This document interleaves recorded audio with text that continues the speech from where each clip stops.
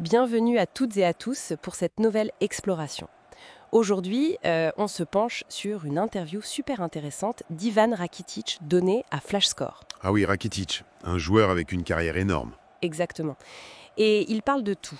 La finale de Ligue des Champions, le Barça, son avenir, les jeunes qui montent. Ça promet d'être riche en enseignements. C'est ça. L'objectif, c'est vraiment d'aller chercher le fond de sa pensée. Qu'est-ce qu'un joueur comme lui, qui a tout vu, nous apprend sur les coulisses, sur les dynamiques actuelles. Oui, c'est ça qui est précieux. Son regard depuis l'intérieur, sur les coachs, les talents, c'est pas juste une analyse externe. Allez, on commence direct avec la C1, la finale. Rakitic, il y va pas par quatre chemins. Pour lui, le PSG est clairement favori. Ah bon?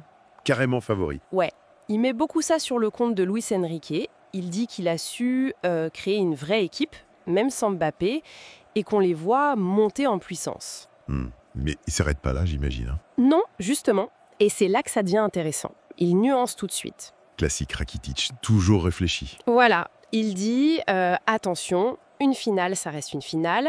L'Inter, ils ont montré ce qu'ils valaient, contre le Barça notamment. C'est vrai, ils ont été solides. Et puis, il y a cette défaite de l'an dernier contre City.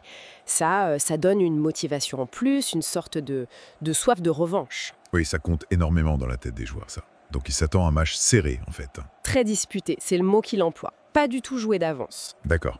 Et sur Luis Enrique, il en dit plus? Parce qu'il l'a connu au Barça. Avant même qu'il signe. Ouais, raconte. Apparemment, dès le premier coup de fil, Enrique lui a exposé sa vision avec une clarté impressionnante. Rakitic dit un truc comme « c'est un entraîneur qui, avant de faire le premier pas, a déjà préparé le second ». Assez fort, ça, comme image. Ça montre bien le côté méticuleux, planificateur. C'est ça. Et pour Rakitic, c'est cette capacité d'anticipation, cette préparation qui explique en grande partie le succès du PSG aujourd'hui. Oui, ça colle bien au personnage. Gérer des stars, imposer une idée forte, c'est sa marque de fabrique. Il le voit comme un bosseur qui laisse rien au hasard. Tout à fait. On passe au Barça, un club qu'il connaît sur le bout des doigts, évidemment. Oui, sujet sensible et passionnant. Le cas Lamine Yamal. Forcément, il en parle. Il est impressionné par le gamin de 17 ans.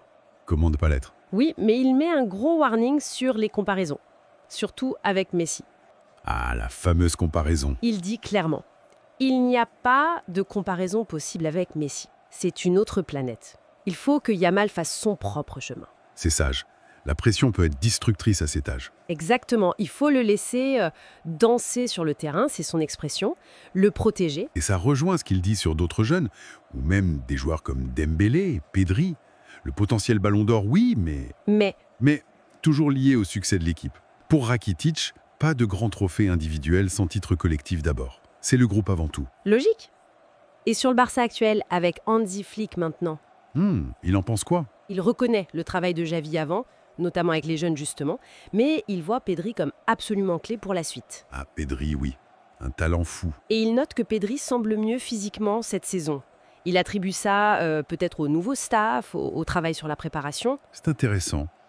Et sur la force de l'équipe en général. Il insiste beaucoup sur le mélange. L'expérience, les Inigo Martinez, Lewandowski, Ter Stegen, C'est des cadres solides. et la jeunesse qui pousse, issue de la Masia.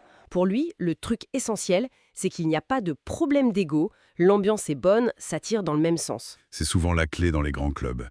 Et il rend hommage à la Masia, j'imaginons. Ah oui, il félicite le centre de formation. Il dit que si ces générations sortent, c'est pas un hasard, c'est la qualité du travail là-bas. Une vraie culture de la formation. C'est la force du Barça, historiquement. Tout à fait. Allez, un dernier point, un peu plus tourné vers l'avenir, Xabi Alonso. Ah, l'entraîneur qui monte au Real Madrid un jour. C'est la question. Et Rakitic, il imagine un Real très différent si Alonso arrive. Il compare avec ce qu'il fait à Leverkusen, un style différent de celui d'Ancelotti. Oui, plus basé sur le contrôle, la structure peut-être. Ancelotti, c'est plus la gestion humaine, la liberté aux stars. C'est un peu ça. D'ailleurs, Rakitic considère déjà Alonso comme un des meilleurs coachs du monde. Carrément. Déjà. Oui, pas que pour la tactique, mais aussi pour comment il gère son groupe. Ouais. Mais la grande question, selon lui, c'est est-ce qu'on lui laisserait les mains libres à Madrid pour imposer sa patte qui est différente de celle d'Ancelotti? Bonne question. Le Real, c'est une machine particulière à gérer. Exactement. Bon, alors, si on essaye de résumer un peu tout ça, qu'est-ce qu'on garde de cette vision de Rakitic? Déjà, cette analyse de la finale, PSG favori, oui, mais méfiance. l'Inter a des arguments.